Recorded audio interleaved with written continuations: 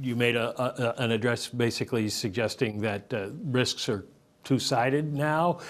You've been on the side of inflation being the biggest concern, but then we got this jobs report today that sort of makes the case for some of the doves on the committee.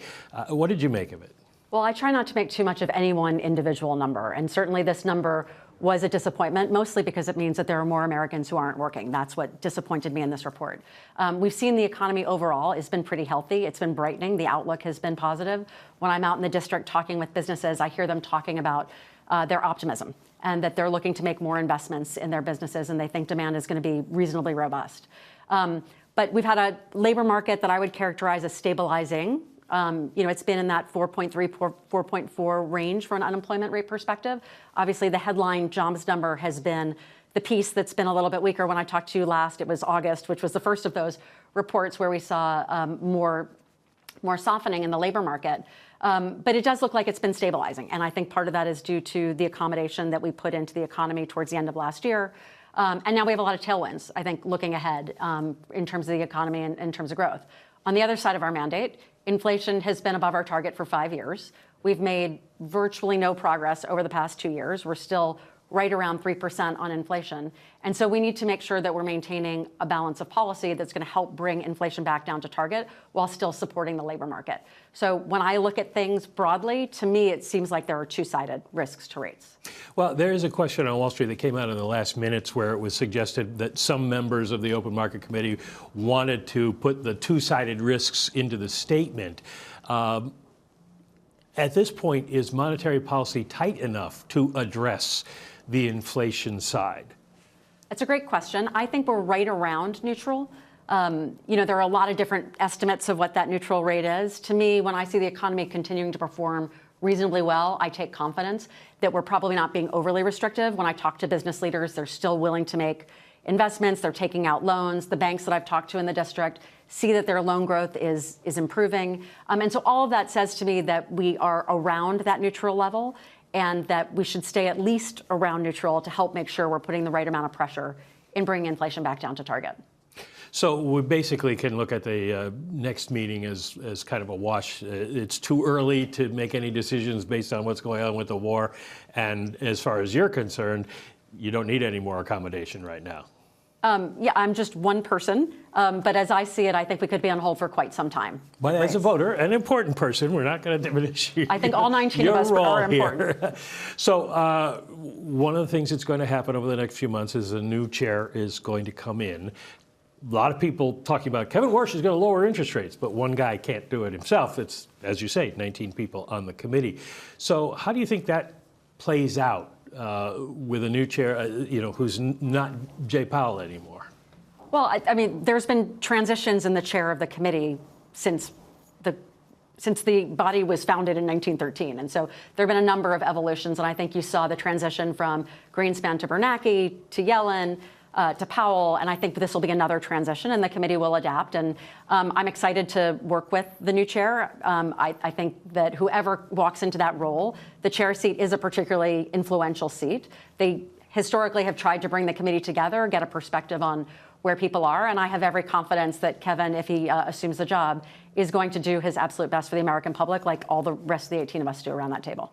Well, he's wanted to make some changes, and one of them is a smaller balance sheet. This is kind of your area of going back to your days at Goldman Sachs. What do you think of that idea? I think it's a discussion that we should have.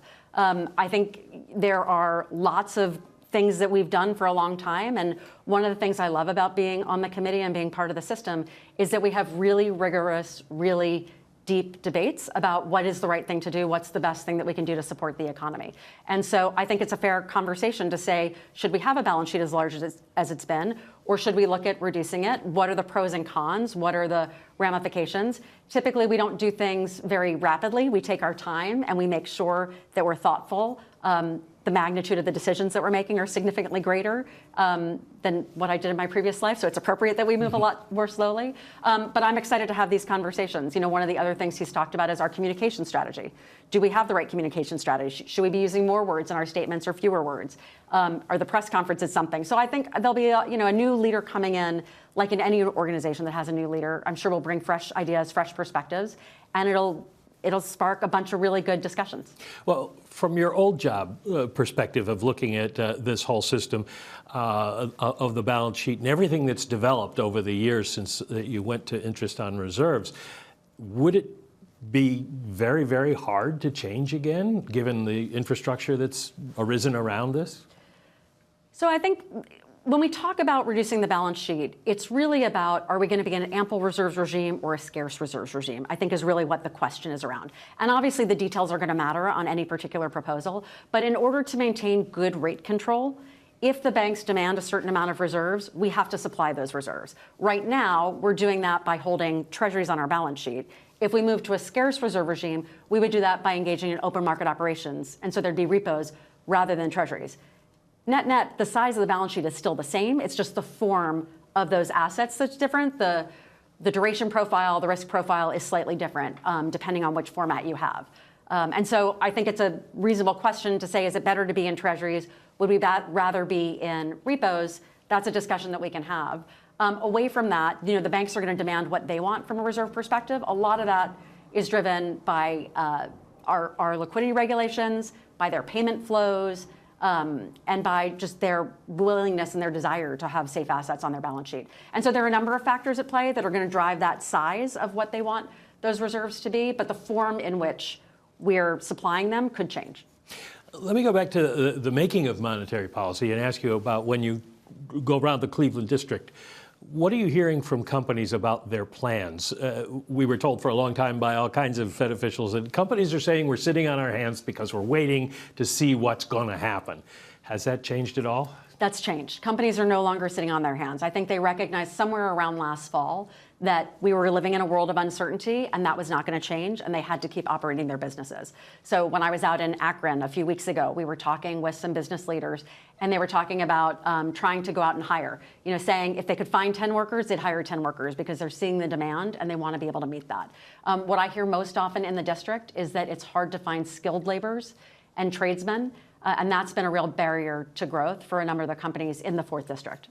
If they are considering raising prices, are we going to see more of that? We did see a big jump in goods prices in the last PPI. Yeah, it's, the pricing pressures have been reasonably consistent. As we talked about, we've been closer to 3% than our objective of 2%. It's coming from a variety of sectors.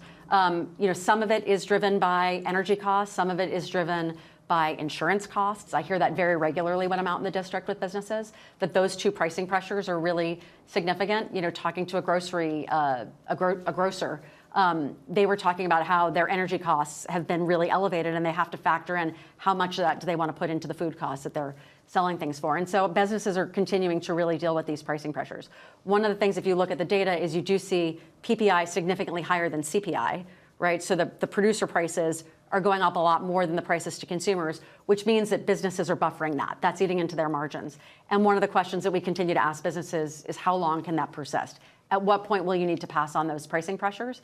Right now, they've been nervous to price on more because they're worried about the demand outlook, and they don't feel that they necessarily have all the ability to price it on without impacting demand. But that's something that we'll be keeping a close eye on. What are you discerning from people in your district, both in the executive suite and then regular people, about the war and the price rises, which is going to be gasoline for most people in the short run, because it could have an effect on consumer sentiment. Now, we know they're not as related as they used to be, consumer sentiment and consumer spending, but do you worry that this could lead us to something like stagflation? We run in Cleveland the Center for Inflation Research, and our team has done a lot of work around what the impact of higher energy prices is on consumers. And there is evidence to show that it can impact consumers' outlook, their spending, and their willingness to invest. I think the economy right now is in a reasonably good place, but obviously all these developments, the macro developments, bear watching. The impact of oil prices, it's too soon to say. What I'm going to be looking for is how big and for how long, so the magnitude and persistence of any potential increase in oil prices. What's that going to mean? How long is that going to persist? And how will that flow through? It could be that it puts more persistent inflationary pressure there, but it also could mean that there's a drop off in demand because of it as well. And so there really are two-sided risks that are worth watching.